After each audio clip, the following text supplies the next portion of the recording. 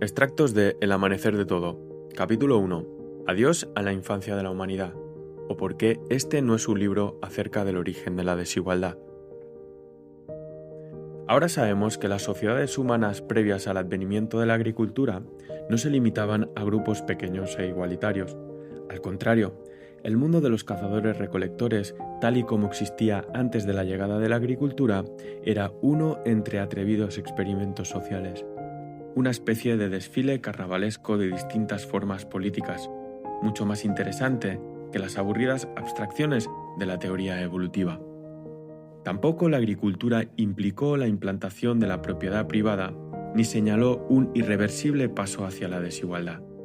De hecho, gran parte de las primeras comunidades agrícolas estaban relativamente libres de rangos y jerarquías, y lejos de asentar las clases sociales de un modo inamovible, una sorprendente cantidad de las primeras ciudades del mundo se organizaban en torno a líneas igualitarias sin necesidad de gobernantes totalitarios, ambiciosos guerreros políticos o administradores mandamases. Para comenzar a interpretar la nueva información que se presenta ante nuestros ojos, no basta con compilar y cribar vastas cantidades de datos. También se requiere un cambio de paradigma. Realizar ese cambio de paradigma significa remontarnos hasta algunos de los pasos iniciales que llevaron a nuestra moderna idea de evolución social, la de que las sociedades humanas podían disponerse según etapas de desarrollo, cada una con sus tecnologías y formas de organización características: cazadores-recolectores, agricultores, sociedad industrial urbana, etc. Tales nociones tienen su origen en una contraofensiva conservadora contra las críticas a la civilización europea que comenzaron a ganar terreno en las primeras décadas del siglo XVIII. Los orígenes de aquella crítica, no obstante, no están en los filósofos de la Ilustración, pese a que inicialmente la admiraran e imitaran, sino en comentaristas y observadores de la sociedad europea, como el estadista nativo americano Kondiaronk. ¿Por qué las versiones rusoniana y jovesiana de la historia tienen graves implicaciones políticas? No hace falta proporcionar muchos detalles de las implicaciones políticas del modelo jovesiano.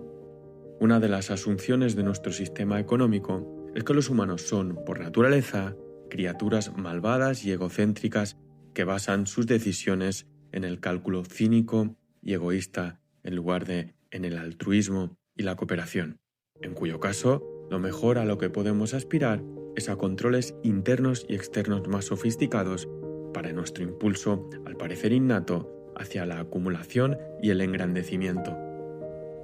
La historia de Rousseau, de cómo la humanidad cayó en la desigualdad desde un estado original de inocencia igualitaria, parece más optimista.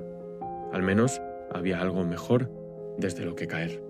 Pero hoy en día se emplea sobre todo para convencernos de que, aunque el sistema en el que vivimos es injusto, lo más realista a lo que podemos aspirar es a parchearlo un poco. A este respecto, el término desigualdad resulta muy esclarecedor.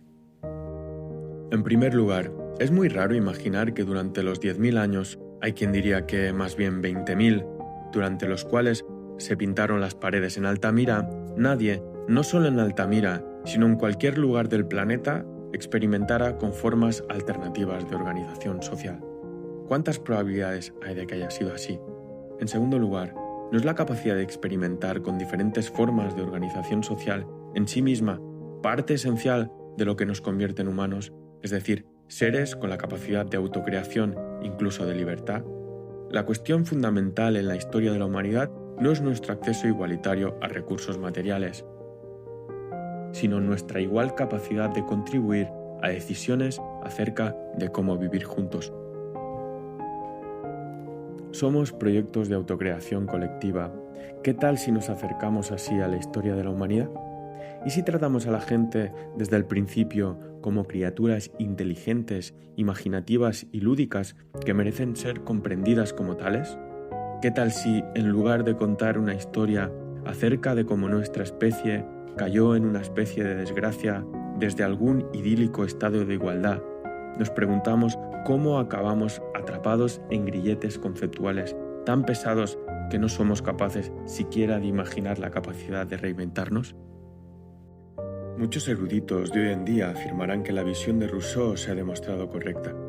Si es así, se trata de una coincidencia extraordinaria, pues el propio Rousseau no afirmó jamás que el inocente estado de naturaleza hubiera existido. Más bien al contrario, insistía en que estaba practicando un experimento mental, el intento de explorar una paradoja fundamental de la política humana. ¿Cómo es que nuestro impulso natural hacia la libertad nos lleva una y otra vez a una espontánea marcha hacia la desigualdad? Hobbes hacía en gran manera lo mismo cuando escribía en Leviatán. Pese a todo esto, muchos escritores modernos tratan el Leviatán del mismo modo en que otros tratan el discurso de Rousseau, como si estuviera sentando las bases de un estudio evolutivo de la historia. Cuando comenzamos a enfrentarnos a las pruebas reales, nos damos cuenta de que las realidades de la vida social humana primitiva eran mucho más complejas y mucho más interesantes que lo que ningún teórico moderno del estado de naturaleza sea capaz de imaginar. Cuando se trata de escoger casos clínicos, antropológicos y hacerlos pasar por representativos de nuestros ancestros contemporáneos, es decir, modelos de cómo habrían sido los humanos en un estado de naturaleza, los partidarios de la tradición de Rousseau suelen preferir recolectores africanos como los Hadzas, los pigmeos o los Kum, y los partidarios de Hobbes suelen escoger a los Yanomami.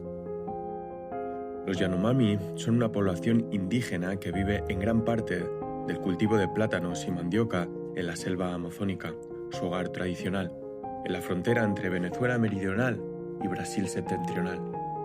Desde los años 70 se ha señalado a los Yanomami como los clásicos salvajes violentos.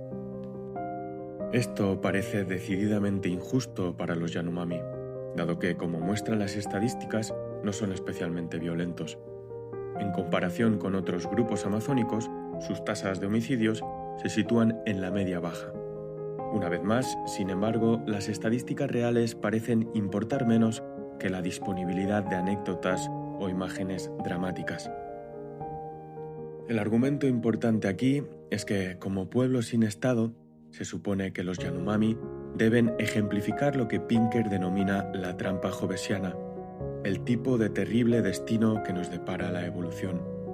Tan solo hemos escapado de él gracias a nuestra disposición a colocarnos bajo la protección de las naciones-estado, los tribunales y las fuerzas policiales, y gracias a adoptar las virtudes del debate razonado y el autocontrol que Pinker ve como herencia exclusiva del proceso civilizador europeo que produjo la Ilustración.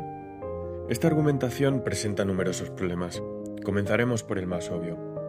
La idea de que nuestros actuales ideales de libertad, igualdad y democracia son de algún modo productos de la tradición occidental habría sin duda sorprendido tremendamente a alguien como Voltaire. Los pensadores ilustrados que propugnaban tales ideales a menudo los ponían en boca de extranjeros e incluso de salvajes como los Yanomami. Esto no resulta sorprendente por cuanto es imposible hallar un solo autor en la tradición occidental que no haya dejado clara su oposición a tales ideales.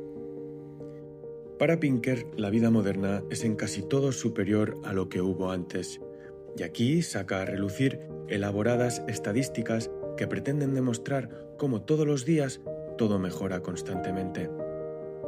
Pero las estadísticas son tan buenas como las premisas sobre las que se basan. ¿Ha mejorado realmente la civilización occidental la vida de todo el mundo? Al final, todo se resume en cómo medir la felicidad humana, algo que es notablemente difícil de hacer. Por ejemplo, si Pinker tiene razón, toda persona en su sano juicio que tuviera que escoger entre A, el violento caos y abyecta pobreza de la fase tribal del desarrollo humano, y B, la relativa seguridad y prosperidad de la civilización occidental, no dudaría en saltar hacia la seguridad. Pero en este caso hay datos empíricos y sugieren que las conclusiones de Pinker son muy erróneas. La historia colonial de Norteamérica y Sudamérica está llena de narraciones de colonos capturados o adoptados por sociedades indígenas a los que se daba la capacidad de elegir dónde deseaban vivir y escogían invariablemente a estas últimas. En contraste con esto, los amerindios incorporados a la sociedad europea por adopción o por matrimonio, incluidos aquellos que disponían de considerable riqueza y formación, hacían de modo casi invariable lo opuesto. O bien escapaban a la primera oportunidad que tenían, o bien, tras haber intentado encajar y fracasar, regresaban a la sociedad indígena para vivir sus últimos años en ella. Muchos pudieron ofrecer razones claras por las que tomaban la decisión de quedarse con sus captores. Las razones más esgrimidas tenían que ver de lejos con la intensidad de los vínculos sociales experimentados en las sociedades de nativos americanos, las cualidades de amor y cuidados recíprocos y sobre todo de felicidad compartida que les resultaba imposible replicar en entornos europeos. Es necesario simplificar el mundo para descubrir algo nuevo acerca de él. El problema aparece cuando, mucho tiempo después del descubrimiento, la gente sigue simplificando. Hobbes y Rousseau decían a sus coetáneos cosas que resultaban sorprendentes y profundas, cosas que abrían una nueva puerta a la imaginación. Hoy en día, sus ideas se han convertido en un sentido común ya agotado. No hay nada en ellas que justifique la continuada simplificación de los asuntos humanos. El resultado es que empobrecen la historia y, en consecuencia, empobrecen nuestra idea de lo que es posible. En este libro no solo presentaremos una nueva historia de la humanidad, sino que invitaremos al lector a que se adentre en una nueva ciencia de la historia, una que devuelve a nuestros ancestros toda la humanidad. En lugar de preguntarnos cómo acabamos con esta desigualdad, comenzaremos por preguntarnos cómo es que la desigualdad se ha convertido en un tema tan importante y desde ahí iremos construyendo gradualmente una nueva narrativa que se corresponda de un modo más fiel con nuestro actual estado de conocimiento. Al mismo tiempo, este libro es algo más, una búsqueda de las preguntas adecuadas. Si ¿cuál es el origen de la desigualdad? No es la mayor pregunta que deberíamos hacernos con respecto a la historia, ¿cuál debería ser? Rousseau no iba del todo errado, algo se ha perdido. Tan solo tenía una noción un tanto personal, y en definitiva errónea, de qué era. ¿Cómo la caracterizamos, pues? ¿Y hasta qué punto se ha perdido? ¿Qué implica para las posibilidades de cambio social actual?